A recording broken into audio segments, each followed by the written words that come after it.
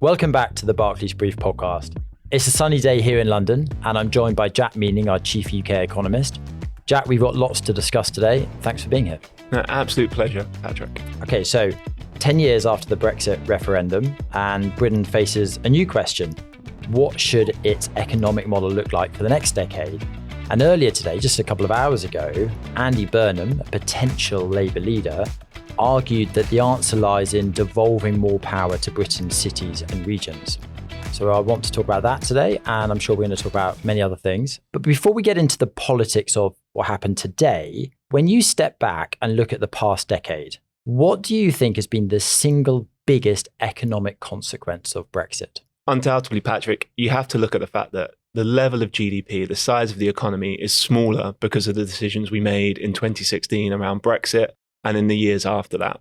So by most estimates in the academic economic literature and studies, it's somewhere between 6 to 8% smaller as an economy than we would have been otherwise. Investment is a significant amount lower, somewhere between 10 and 15%. And all of that obviously has consequences for productivity as well. So all of those are the things that will increase people's standards of living, increase the tax intake, so therefore the government's fiscal position becomes better, and just in general help the UK to grow and be a good place to be. So that has had material consequences whichever way you look at it. Yeah, okay. So clearly Brexit casts a long shadow over the UK economy. Before we talk about the next 10 years, give our listeners a quick snapshot on what's going on in the economy today.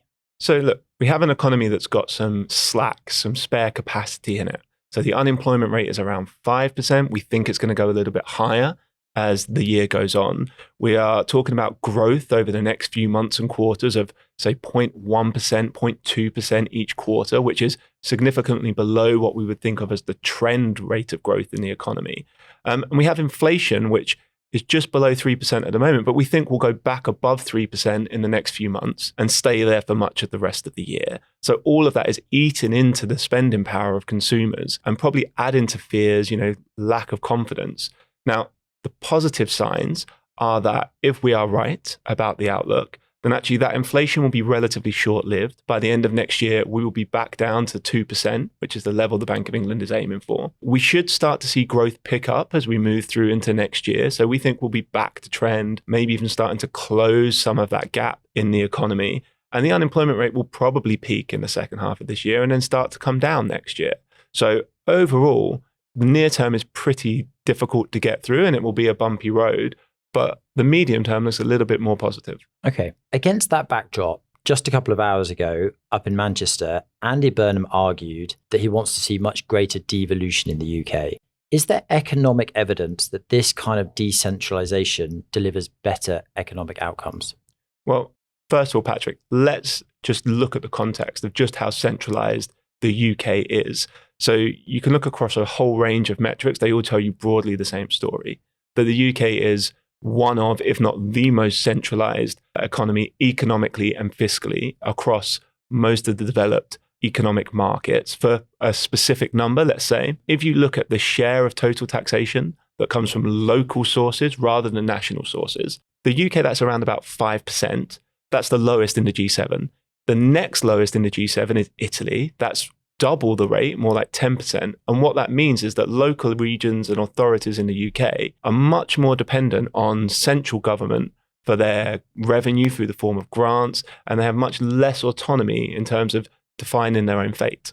Okay, so those are the stats, but what about the impact on growth from devolution? How do you think about that?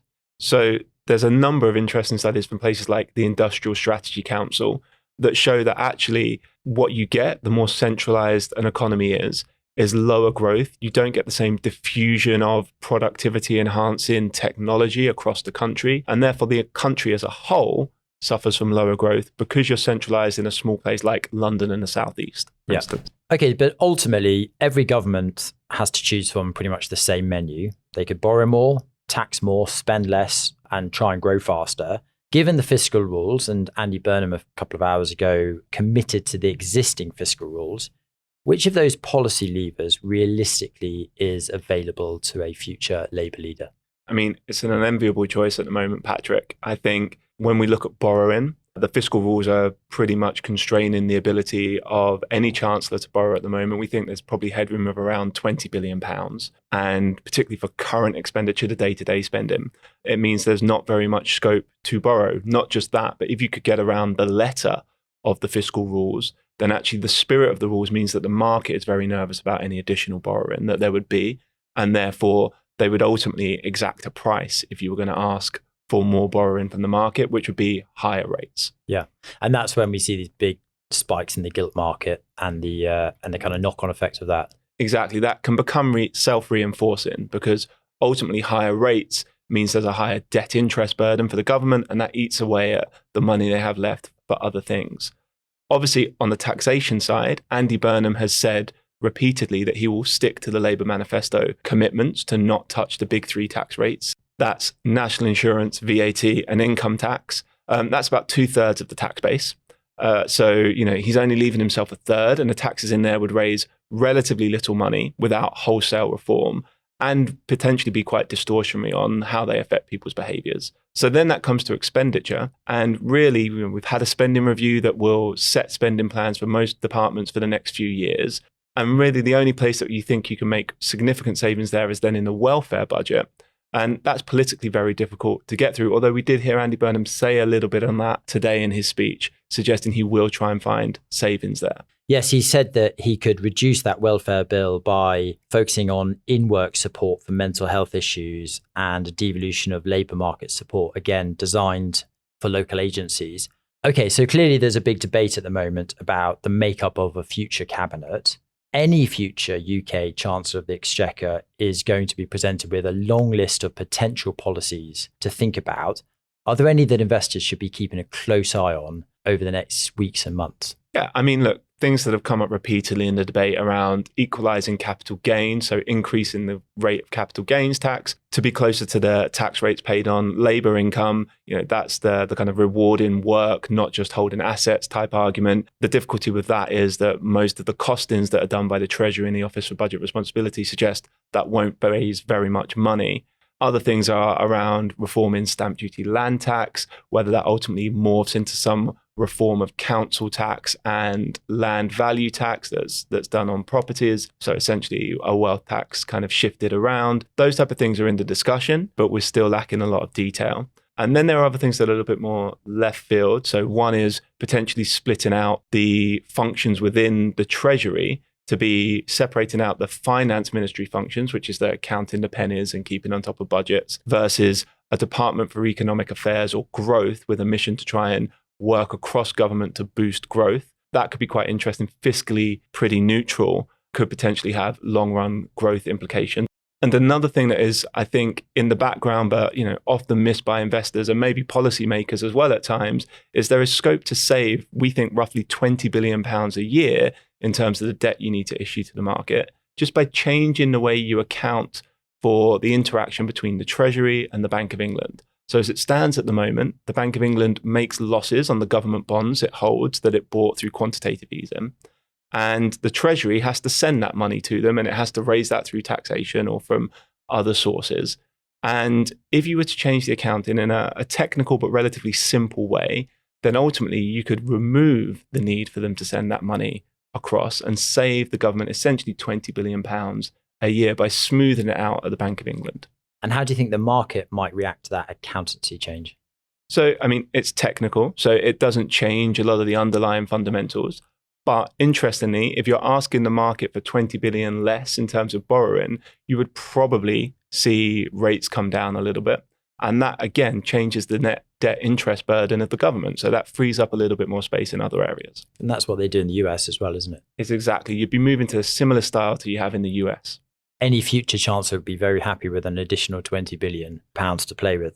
Okay, so we've spent a lot of this conversation thinking about some of these challenges that Britain faces and a new Labour leader would face. Let's end on a positive note.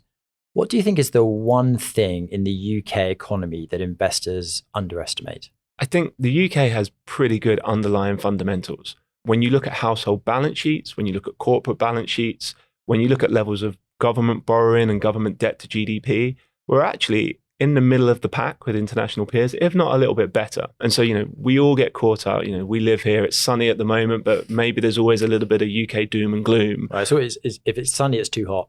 Exactly. And if it's cold, it's too cold. Exactly that. And there's a little bit of that around financial markets, I think. So, I think actually the underlying fundamentals being pretty good in the UK economy is something that when we get through all of the political noise, that investors should keep in the back of their minds. Jack, thanks a lot for joining. Brilliant. Thanks for having me, Patrick. So as we sit here today, 10 years on from Brexit, the focus is increasingly on the choices that will define Britain's next decade. Just today, Andy Burnham has set out one vision centred on devolution and growth. So the policy choices being made over the next few weeks and months will shape the UK's economic future for a generation to come. Thanks a lot for listening. Do hit subscribe. Clients can read more from Jack on Barclays Live, and we'll be back at the same time next week.